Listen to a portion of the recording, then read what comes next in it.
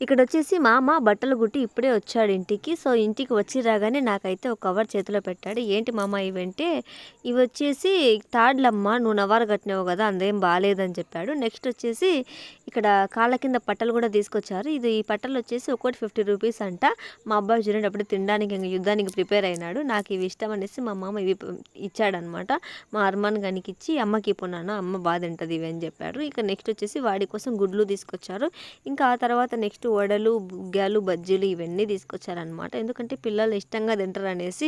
ఒకరోజు దాకపోయినా కూడా ఇంకా మా పిల్లలు అబ్బా నువ్వేం తీసుకురాలేదే అంటే బాధ అనమాట. ఇది నాకు ఎలా తెలిసిందంటే ఒకరోజు మా అత్త అనిందంట, ఏమి నువ్వు ఈరోజు ఇవన్నీ తీసుకురాకపోతే పిల్లలకి అంటే, వాడు చిన్న పిల్లోడు వాడికి ఏం తెలుసు, వాడు పొద్దున్నే నిద్రపోయి లేచి వచ్చి అబ్బా నాకేం తీసుకురాలేదంటే నా కడుపులో బొగ్గుమంటుంది, అందుకే నేను ఇవన్నీ తీసుకొస్తా పిల్లోళ్ళకి 2-3 రోజులు ఉంటాయని చెప్పాడు.